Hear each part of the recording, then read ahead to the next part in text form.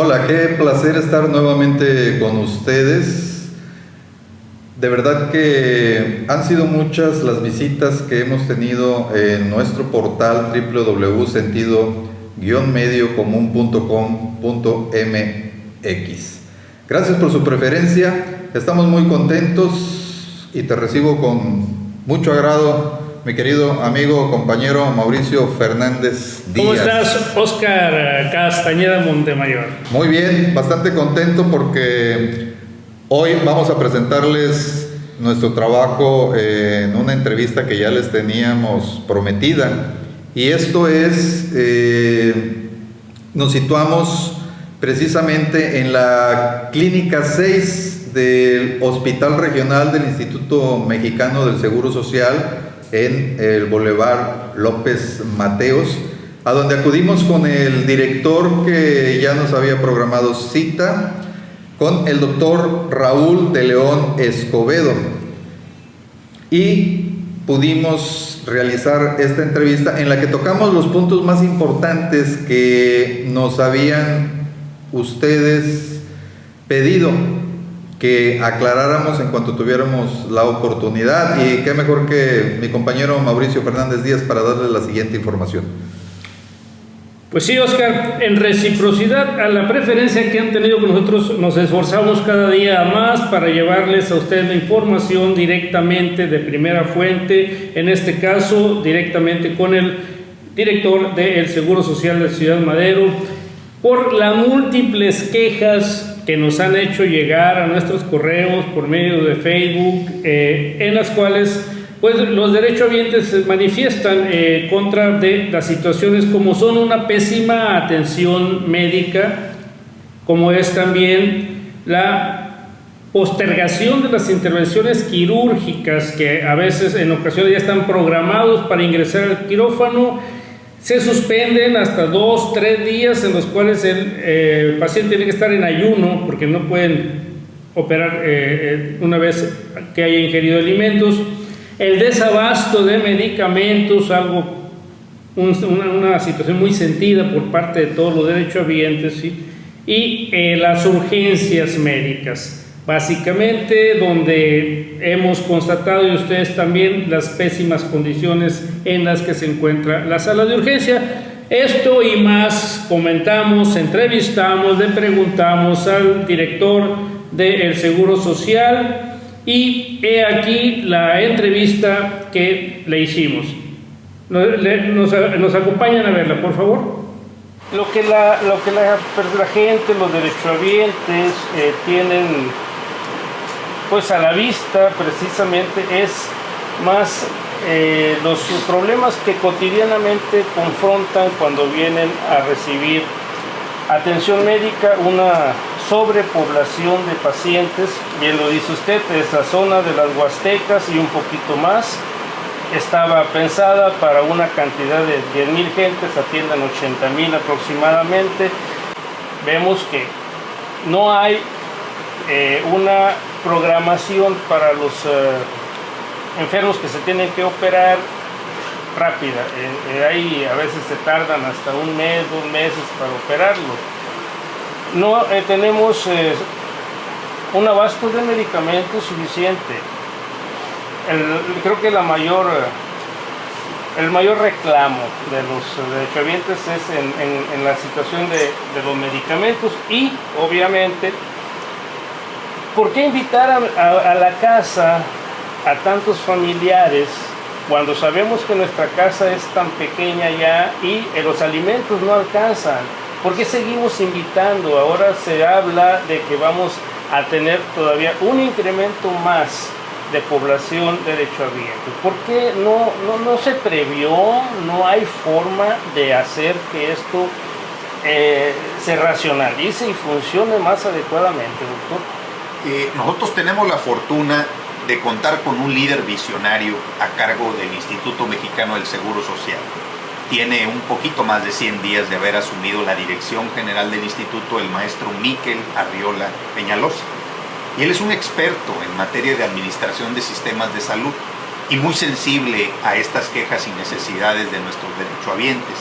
Y él emitió un decálogo Y en ese decálogo una de las cosas que enfatizó fue cómo hacer eficiente el proceso de la gestión de camas y cómo hacer eficiente la administración de los quirófanos.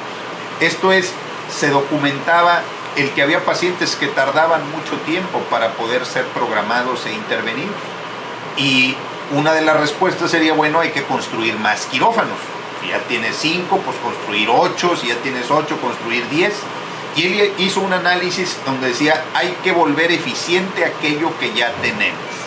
Y tiene toda la razón, porque estos quirófanos que nosotros en lo particular, nosotros sí tenemos 8, 5 en un área, otro para el área de urgencia, la atención de urgencias, otro más para el área de ginecobstetricia y otro para traumatología. Tenemos 8 quirófanos funcionando.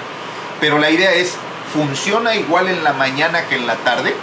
¿Funciona igual en la tarde que en la noche?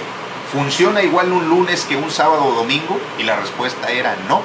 Producíamos mucho en las mañanas y producíamos menos en las noches y menos en un sábado o en un domingo. Y uno de los puntos de ese decálogo de nuestro director general fue, hagamos lo que tengamos que hacer para comenzar a optimizar esa infraestructura que ya tenemos en los hospitales. Y si al final del día no alcanza con eso, entonces pensemos en crecer y multiplicar la infraestructura de quirófanos que se tiene. Nosotros comenzamos apenas hace unos meses con este programa emergente de hacer eficientes nuestros quirófanos en sábados y domingos y organizamos jornadas. Y esa fue una línea, volver eficientes los quirófanos. De la misma manera, volver eficientes las camas. Se nos pide tener un aspecto gerencial en cuanto a la administración de nuestras camas. Esto es algo parecido a un hotel. Y en un hotel debe de tener una movilidad tal que asegure que cuando llega el siguiente paciente y abra la puerta de su habitación, encuentre impecable aquella habitación que va a ocupar.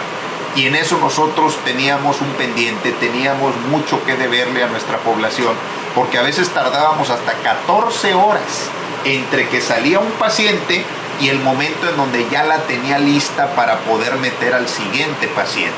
El paciente lo obligo a permanecer más tiempo en el área de urgencias.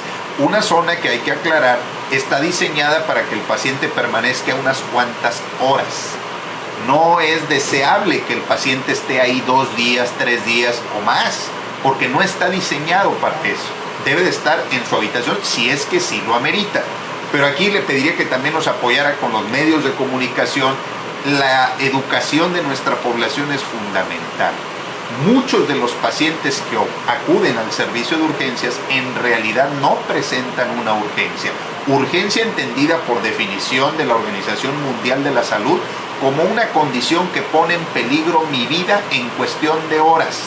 Y eso también es otro reto que enfrenta el instituto, esta saturación de servicios en donde la gente debe de hacer una conciencia de que en realidad el servicio de urgencias es para atender a las cosas que ponen en peligro la vida. Doctor, el desabasto de medicamentos, una situación muy sentida por los derechohabientes, la mayor cantidad de quejas aparte del trato un poco grosero que les dan es claro. No hay los medicamentos principalmente para las enfermedades crónicas. Nosotros tenemos un cuadro básico de medicamentos de más de 500 medicamentos en stock.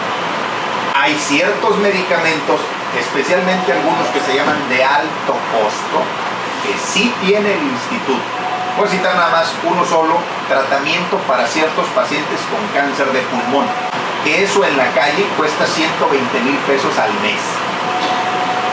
El instituto lo tiene.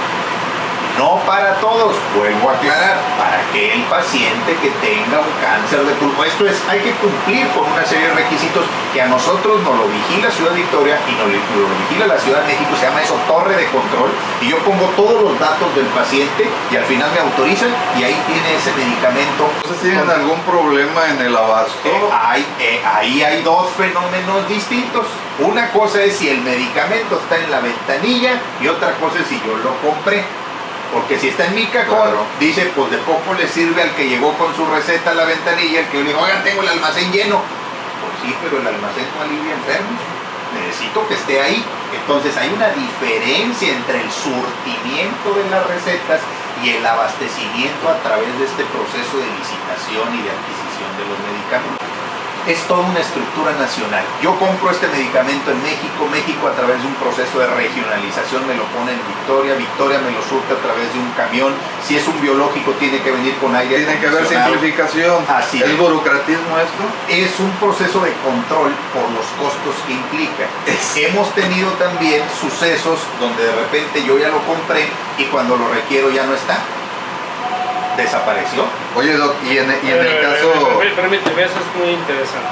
Es muy interesante, como que desapareció. Así Se llama robo.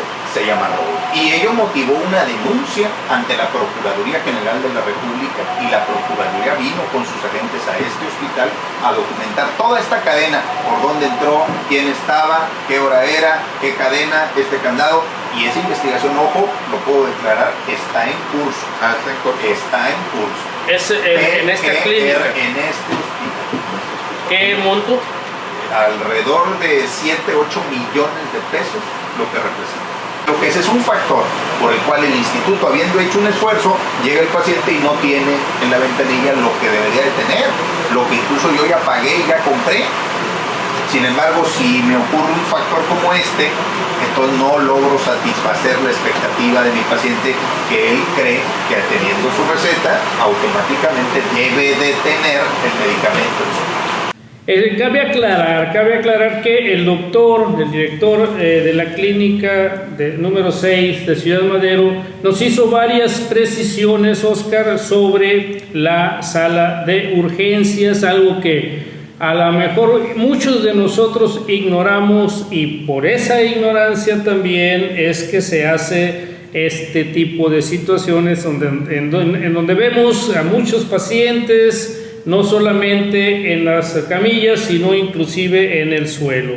Te pido que des una explicación muy breve y muy rápida de lo que nos dijo el médico, el doctor en este caso. Bien, sin quitarle el valor de la propia entrevista, ahora sí que no diciéndoles de qué se trata la película y luego no la vean, el asunto es de que existe entre derechohabiente y quienes prestan el servicio de salud en el Seguro Social una diferencia en cuanto a los conceptos de urgencias.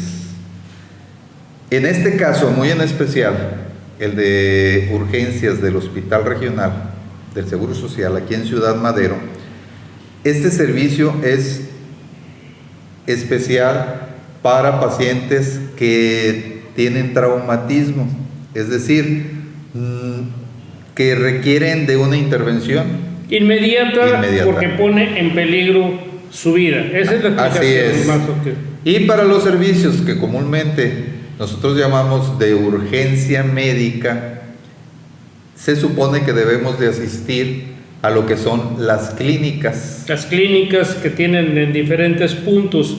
Ciertamente, pero no les decimos más, vamos directamente a la entrevista y a la explicación que nos proporciona el director del Seguro Social de la Clínica Regional número 6. Que en el área de urgencias, por ejemplo, dicen, me duele la garganta. No es una urgencia médica quirúrgica. O sea, a ver, aquí es importante. Urgencias es urgencia. Sí. Tiene que ser quirúrgica para que sea urgencia. Aquí va la distinción entre el servicio de urgencias de un hospital como este, que es un hospital regional, y urgencias aquí al lado, a 10 metros, que tenemos la unidad de medicina familiar número 77. Ellos tienen un servicio de urgencias como esta. Esto es, yo no digo que el que tiene roja su garganta no tenga nada. No tiene nada que lo vaya a matar. Entonces, ¿debe de buscar ayuda médica? Por supuesto que sí. ¿En dónde? En su unidad de medicina familiar más cercana. Yo tengo aquí exactamente al lado, la clínica con su departamento de urgencias, con sus médicos que están capacitados para atender eso. Si llega alguien acuchillado, ellos no tienen capacidad para resolver eso. Ese soy yo. Si llegó atropellado por el microbús y se cayó en un tanque de la petroquímica, ese soy yo. Pero si llego porque me duele la garganta, o porque simplemente me duele la cabeza, o porque me dio una gastroenteritis, porque me eché unos camarones indispuestos, Eso lo debe de resolver su unidad de medicina familiar. ¿Quién me informa como cuentaviente? Esa es la tarea que tenemos. O sea, no se ha hecho. Hay que salir a los Yo medios. tengo razón en llegar aquí a urgencias. Claro. Y se les da la información y muchas veces el paciente no lo hace. A ver, ¿a ti te gusta hacer anuncios? Coméntelos por favor a nuestra gente que urgencias en el Instituto Mexicano de Seguro Social está en hospitales, el que está en Boulevard Adolfo López Mateos, Ciudad Madero, es únicamente para urgencias de graves que ponen en peligro la vida. Estoy hablando de un infarto, un accidente automovilístico, Dios no lo quiera, una herida por proyectil de arma de fuego. Nosotros estamos capacitados para resolverlo por los quirófanos que tenemos. Yo veo al paciente así, así como en las películas, le vamos quitando la ropa en lo que ya va entrando a la sala. Eso en una unidad de medicina familiar no lo tienen, ellos no lo Eso pueden sería tener. exclusivamente urgencias de aquí. De los hospitales como este. Si me voy a urgencias de una unidad de medicina familiar, entonces sí puedo ir con mi infección de la garganta, con una infección de vías urinarias, la piedrita que ya tengo meses por ahí dándome lata.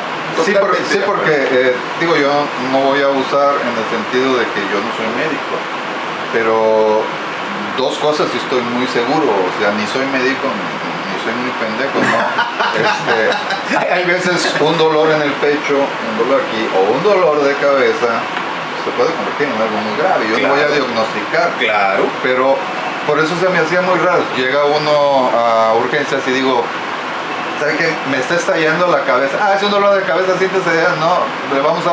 Oye, ¿traes escáner o qué onda? O sea, sí, no, ¿de dónde? Ahí lo que hacemos, y nosotros tenemos un área en donde estrictamente todavía no entra urgencias, es un escritorio como este, en donde hay una báscula, un estetoscopio, un manómetro, y entonces se presenta el paciente, todavía no entra urgencias. Esta zona le llamamos triage, que es una palabra de origen francés, que significa filtrar. Y en la época de la guerra igual había un montón de heridos, no todos se podían salvar.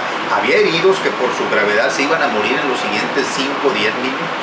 Había pacientes que dicen, no hombre, este puede regresarse al campo de batalla, y otros que más o menos esa labor de separar, triage, filtrar, acomodar. Y entonces el paciente llega a nuestro triage, en donde está un doctor, una enfermera, un escritorio, algunos aparatos básicos, le toma los signos vitales, le toma la temperatura, le explora la frecuencia cardíaca, y si ven, oye, entra a una cosa en donde ni le van a pedir que la cartilla, que el último tarjetón de pago, no, si yo detecto eso, va directo a una cosa que se llama las salas de choque, porque le acabo de detectar que ese dolorcito, que a lo mejor yo no le di mucha importancia, la constante vital la tiene muy alterada, la frecuencia cardíaca está irregular, la presión sanguínea no la controlamos, entra el choque porque es probable que se me muera en los próximos 10 minutos. A ese no le voy a pedir nada, ni la cartilla, ni el sello de vigencia, toda la cosa burocrática que sí se la voy a pedir a los otros. Al que tiene otra condición, porque a lo mejor yo traigo estas piedras de hace 6 meses y me van a programar del otro mes, pues me van a decir, vaya a donar sangre, vaya a estar... Ese sí tiene que ir por todo el caminito, porque eso no es una urgencia. Tan no la es que ya lleva meses con sus piedras ahí y no le ha pasado nada.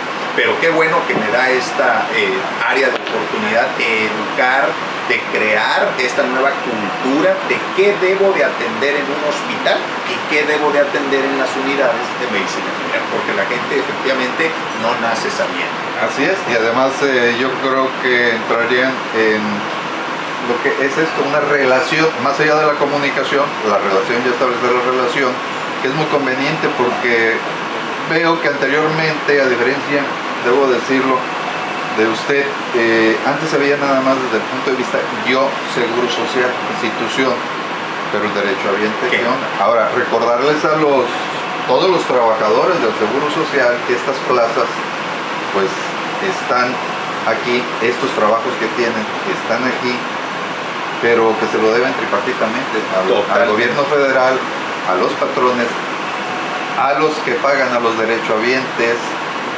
No nos hacen un favor, o sea, no tenemos nosotros por qué suplicarles, merecemos excelente atención, porque nosotros somos los que generamos sus plazas de trabajo. Totalmente de acuerdo. Nuestro señor delegado nos lo dice, doctor Hernández Báez. Si van a estar 8 horas en el trabajo y de todas maneras tienen que venir, háganlo de buenas. Sonrían, traten bien a la gente, porque efectivamente no es un favor. es un trabajo muy digno, muy decoroso y bien pagado en términos generales, a como ve uno la economía. No nos debemos de quejar porque tenemos esa bendición de tener la estabilidad de un trabajo, de tener un contrato colectivo con un conjunto de prestaciones y efectivamente, sin caer en lo otro, decir, por mí comes, por tú también, porque pues, también uno paga. O sea, estamos metidos en lo mismo y creo que esa sinergia es lo que va a resolver los grandes desafíos que tiene. Cabe mencionar también que en esta entrevista tocamos el tema del sindicato de Seguro Social. Nadie de los que ahí laboran puede trabajar, puede ingresar si antes no pasa por el filtro del sindicato, Oscar. ¿Es bueno? ¿No es tan bueno? ¿Es malo? Bueno, eso ya depende mucho de cómo lo hayan tratado a usted, pero la explicación es bastante puntual. La explicación que nos da el director es bastante puntual. Oscar. En síntesis, amigas, amigos que nos hacen el favor, que nos premian con su atención, toda la atención que recibimos en el Instituto Mexicano del Seguro Social es por parte de un sindicato. Todos, en su mayoría, son sindicatos, incluso del sindicato tienen que pasar a ser empleados de confianza directivos.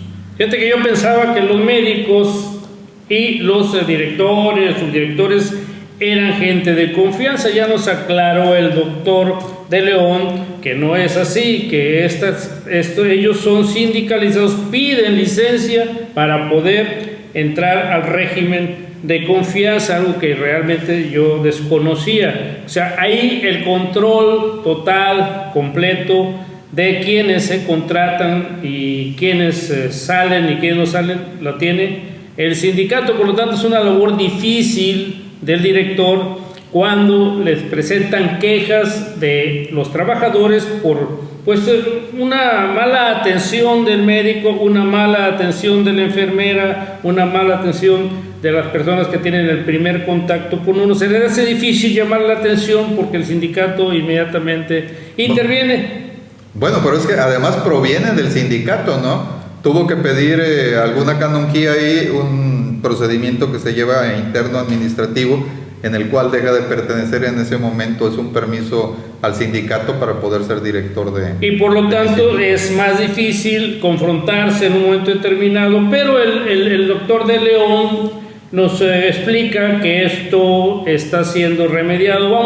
Vamos a ver, los invitamos a ver cuál es la explicación que da al respecto de eso, de las plazas, de las herencias que supuestamente no son legales, pero que también se dan al momento de que tú como trabajador puedes recomendar a tu hijo, a tu pariente para que entre a trabajar al Seguro Social, aunque no del perfil para el puesto, pero bueno, a ver si con el tiempo por ahí se desocupa una plaza en la que dé el perfil y mientras está en un lugar que a lo mejor no quiere o no le gusta, que es lo que nos dice el doctor de León. Los invitamos a ver esta entrevista, esta parte de esta entrevista. Acompáñenos, por favor. Todo el personal, tanto médico, servicio de atención a trabajadores sociales, de limpieza, etcétera, todos son sindicalizados. Así es. En nuestro Instituto Mexicano del Seguro Social es condición sine qua non el contar con una propuesta sindical. Inclusive para el personal de confianza, previamente tuvimos que estar dentro de la organización y después pedir una dispensa, una licencia, un permiso para pasar a ocupar un cargo directivo. Pero para ingresar al área de intendencia, conservación, enfermería, camillería, médico, tiene que pertenecer a la organización sindical. ¿Ayuda o perjudica el sindicato a la institución y obviamente como efecto colateral a los pacientes, doctor? Yo siento que es un gran activo al ver las luchas sindicales de otras organizaciones que de manera contemporánea uno observa en Oaxaca, en el Estado de México, en lo que era la Compañía Mexicana de Aviación, y uno observa el comportamiento de estos gremios sindicales. Y en ese sentido yo creo que abona, yo creo que tienen una gran fortaleza, un gran capital político. pero otra vez las fuerzas se pueden utilizar para el bien o se pueden utilizar para el mal. Yo creo que el liderazgo que tiene a nivel nacional el doctor Manuel Vallejo Barragán, de formación internista, ha ayudado a matizar algunas de estas cosas que estigmatizaban al sindicato, hablando en plata pura, decir el sindicato se dedica a defender huevones y borrachos. No, señor, yo lo he escuchado directamente de sus labios, es decir, el sindicato no está para defender este tipo de causas perdidas. Y él retoma, la razón de ser de nuestro sindicato debe de ser la atención del paciente, y la atención del paciente garantiza mi estabilidad en mi empleo. Y esto es algo que de repente irrita también cuando la gente viene, reclama una atención y les dice, ¿y por mí comes? Estrictamente no es así, porque, insistimos, en su fundación el instituto tiene una formación y un origen tripartita, y todo mundo, pues nosotros también ponemos, no estamos nada más de oquis, también colaboramos, cada quien de acuerdo a su percepción tabular, pues tiene que cotizar al instituto. Entonces es una organización muy bonita que, ojo, no hay otro ejemplo a nivel mundial en cuanto a su tamaño, a su dimensión, a su infraestructura y a la solidez de su economía, que se fundamenta en estas cuotas obrero-patronales y gubernamentales. ¿Hay plazas vacantes? Sí tenemos. En este hospital debemos tener alrededor de 40, 50 plazas. Nuestra plantilla es de 1.610, entonces estamos hablando de un porcentaje de un 3-4% de plazas vacantes. Ahí está también bien interesante, ¿no? O sea, Hay plazas vacantes, hay desempleo, pero no se pueden cubrir. ¿por qué? Hay un conjunto de requisitos que se tienen que solventar, convocatorias, en donde de repente nosotros nos manejamos con bolsas de trabajo. Y si esa bolsa de trabajo no está abierta, entonces aunque yo tenga ahí no la puedo ocupar. Entonces, es decir, podrían dar todavía un mejor servicio, atender a más. Sí. Bueno, por supuesto que sí. Caray, ¿cómo es de contradictorio esto del sector salud? Sí. Hace falta más información. Doctor, un placer el haber platicado con usted. Nos llevamos una excelente impresión. Y información. Gracias. Le reiteramos y a nuestro público, bueno, ahorita vamos al estudio, vamos a desmenuzar un poquito esto, Oscar, para dárselo un poquito más digerido a la gente. Claro que sí. Y bueno, pues nos reiteramos a sus órdenes, doctor, y nos despedimos de usted. Don Mauricio, un honor. Le agradecemos sus atenciones. Un placer estar en su casa. Gracias. Muchas gracias, muy amable. Nos vemos en el estudio. Ya estamos de regreso. Esperamos que esta entrevista, este trabajo periodístico, haya llenado las características que ustedes demandan en cuanto a esta polémica que siempre se ha desatado en el Instituto Mexicano del Seguro Social en cuanto a la atención.